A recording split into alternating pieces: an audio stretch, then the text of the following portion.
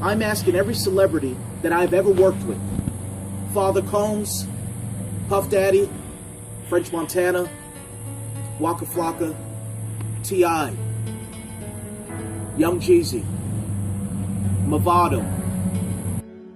Hi everyone, how are you doing? It's me again, Christopher Duncan, your nonpartisan congressional candidate for Florida District 8. Shortly after this message, you'll see a video that I've recorded for you. My videographer was my 9-year-old daughter, and for it being a hot day outside, I think she did a pretty good job. But I want you to listen to this message because it is a message that is a message and a personal one to everyone in the community. It speaks about civil rights. It speaks about the discrimination against the races here in America. But more definitely, it speaks about my position. It was just 2 years ago, right here in a city that I've resided in for the last 9+ years, that I was pulled over and I fit the description. I was thrown in jail. And to me, to this day, I still believe that I was racially profiled. I hope that you enjoy the video. Please listen to it in its entirety. Thank you. This is Christopher Duncan, your nonpartisan candidate for Florida District 8, and I approve this message. Good afternoon, everyone. Today is a solemn day for me. It has been a day of reflection. It has been a day of consideration. Yesterday, I brought a message to the Congressional 8th District of Florida. And it was about back to school. But today's another message. A message of grave concern. A message that should touch all of us. A message that should bring all of us to the understanding that we must do more in America. But more definitely, this message is to the entire nation. These great United States of America.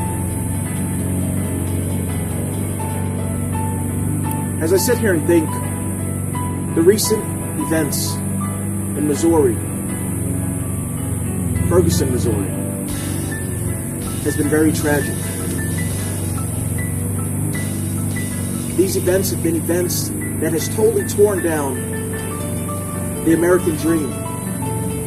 The belief that all men are created equal.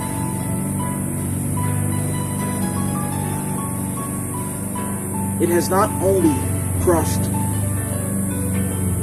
but it has tarnished the dream of Dr. Martin Luther King,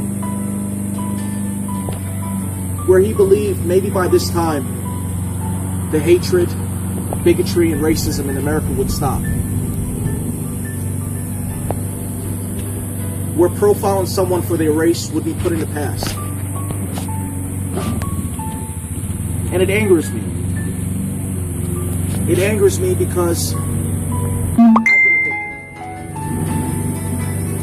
I've been a victim where I understood that my skin color was not too accepted in some parts of the South.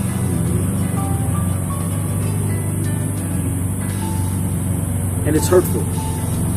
So as I make this message, I say this to you.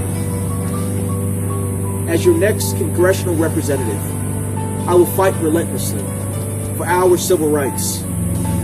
Too many of us face racism and discrimination due to our backgrounds, cultural differences, and nationalities. But it shouldn't be so. Not here in America. The blood, sweat, and tears of our slaves, of the immigrants who built America, of those who put their foot forward to make a better America, from not being able to choose a seat, able to drink from a water fountain. We are in the year 2014. Tragic things has happened over the last 50 years. But last week in Missouri was tragic. And as a community leader, I will fight relentlessly to make sure that we're doing everything that we can do, to make sure that we're working ahead. And when in Congress, I will make sure that Trayvon's law is enacted. If you want to read about Trayvon's law, you can just type it in on Google, find it on Facebook, and you can see what is being done. It's a law that will help with racial profiling. Here in America, we should not make laws and ordinances to help abate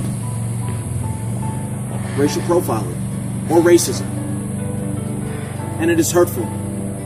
As a person of color, it is hurtful. I'm married to a Native American woman.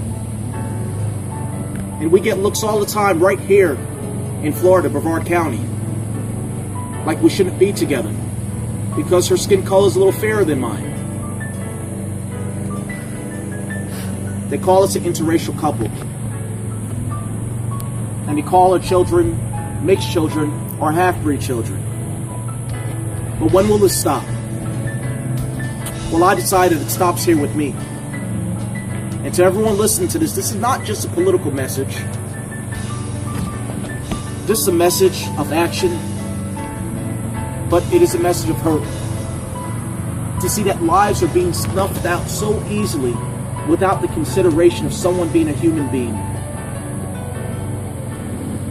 I must say this. As a son of a deceased law enforcement official and military personnel, I was taught what police officers are supposed to do. They're supposed to protect and serve, but service should always be their first duty and mission. Their mission to service and their duty to the community should come before any other action, and they should serve as a public servant.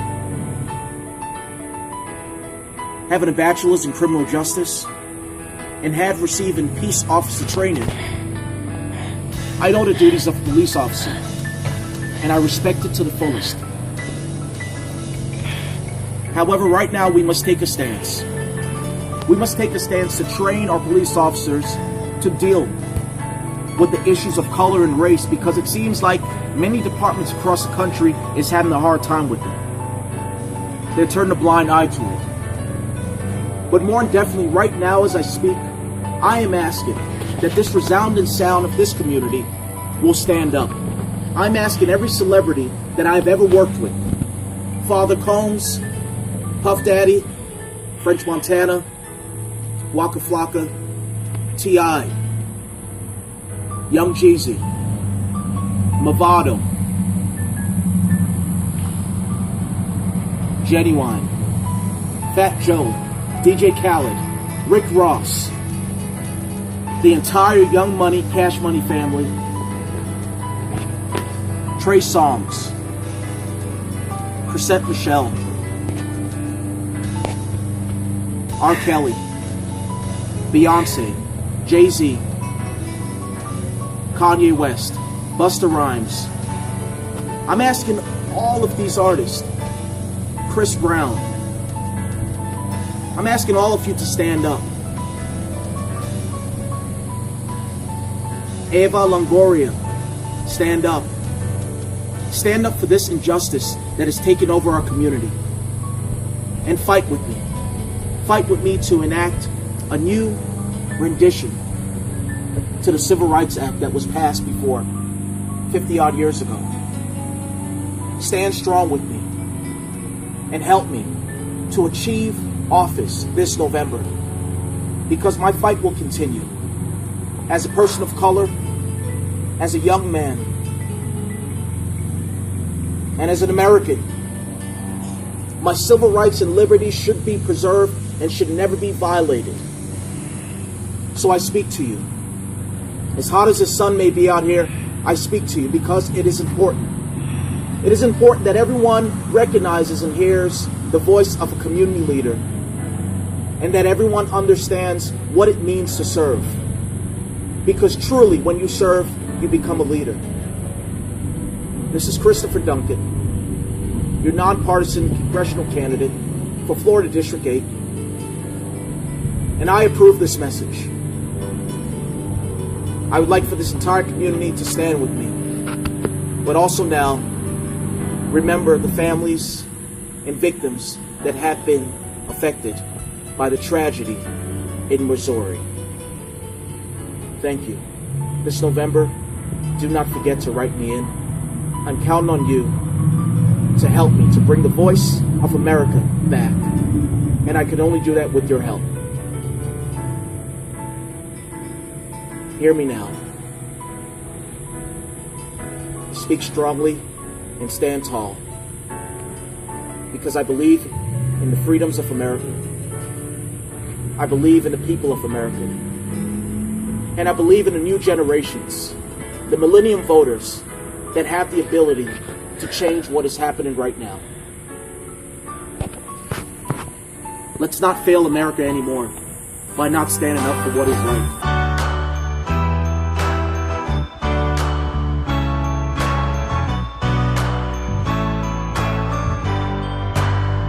Well, you can tell everybody.